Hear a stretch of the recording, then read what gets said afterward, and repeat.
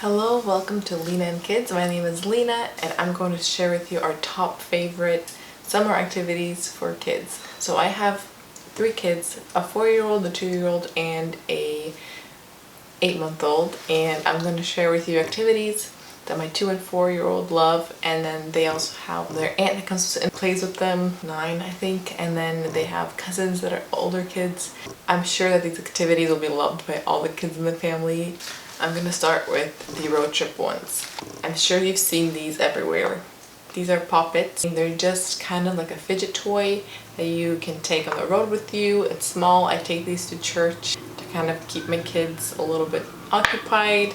Kids of all ages like this. If you don't have one of these for your kids yet, this is worth the $10 that it cost me. I'll put everything that I talked about down in the description box if I can find it. This next one, it's a puffy sticker activity book from Melissa and Doug.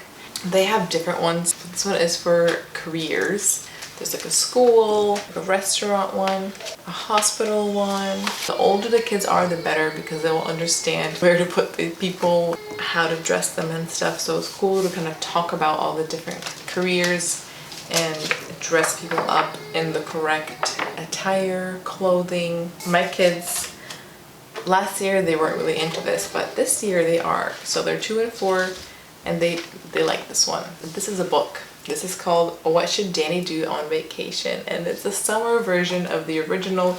If you haven't heard of the original, like What Should Danny Do? My son loves the original one.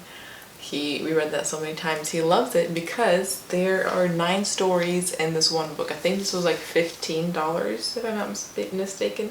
Maybe I got it on sale. It says $21.99 on the back, but I think I paid $15 for this on Amazon. So basically it starts off with the story, and then the child helps Danny choose what to do next. It kind of helps the child understand the consequences, the cause and effect. If you make a wrong decision, then this is what happens. If you make the right decision, then this is how you get rewarded.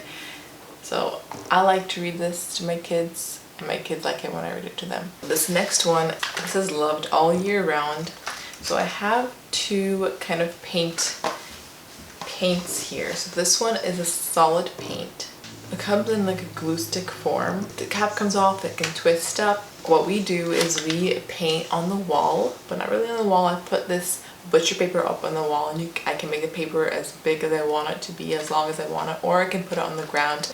I tape it on with painter's tape, and I let the kids go at it, or I can just make kind of an activity and they can color in or whatever. There's so many different things you can do with butcher paper and paint and stickers and whatever else.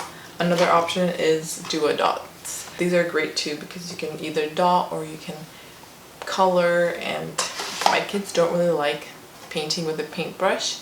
It lasts for like 2 minutes, and these are just great options. It's fun for me because I can sit there and paint with them, and it's fun for them. So butcher paper and some kind of paint like this. Again, I'll have it linked down below because we love these. I have these beads. They're really tiny beads, but when you add water to these and let them sit for 12 hours, at least 12 hours I think, then they expand, and it's a great sensory activity. I put these in a large bin, and then I put just different things in there. You can put toys, cars. My kids' favorite is cups and spoons of all sorts, different types and sizes. They just love spooning things into other things. They're actually really satisfying to pop.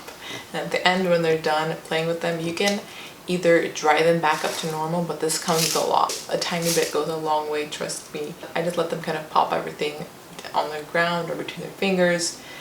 They actually act like water to soil and to grass, so they're biodegradable, and you can just pop them, let it be, and the nature will take its course. Yep, water beads. Okay, so that's the next one. You can take any kind of box you have, an empty box, and fill it with different manipulatives, just different things you have lying around your house. I chose this KiwiCo box that we had. My kids already worked on this, but I put fun glue in here, some kind of booklet, that you don't really care about that they can write on. Some markers, stickers, pom-poms, and some eyeballs. And you can just let them go at it. Just use whatever you have. Let them go at it and do some art. They love doing this. This next one, so if you have any kind of spray bottles, or if you want to get a few little ones on Amazon or the dollar store, get a few little spray bottles and have them do some cleaning tasks around the house. So I was cleaning the windowsills and the bottom of the doors, and they wanted to help me, so I just let them do it. I gave them some brushes, and I gave them some spray bottles, and they were cleaning for me.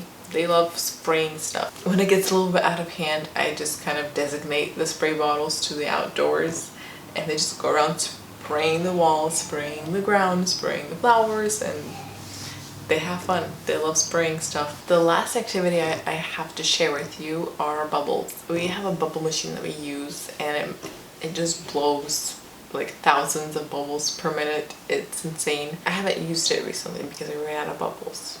We ran out because we wanted to make huge bubbles in the pool. So if you have a kiddie pool, kind of how I'm showing you here, if you have a kiddie pool, fill it with bubble solution, or you can use dish soap with vinegar, I think, and water.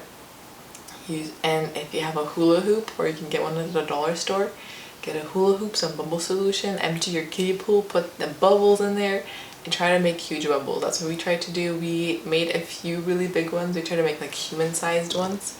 We made a few really big ones. It was fun to fill the pool afterwards and have a bunch of bubbles in there. The kids loved it on a hot day. So that's it. Those were my summer activity ideas for you. I hope that you liked them. I'll see you guys in the next one. Thank you so much for watching. Bye!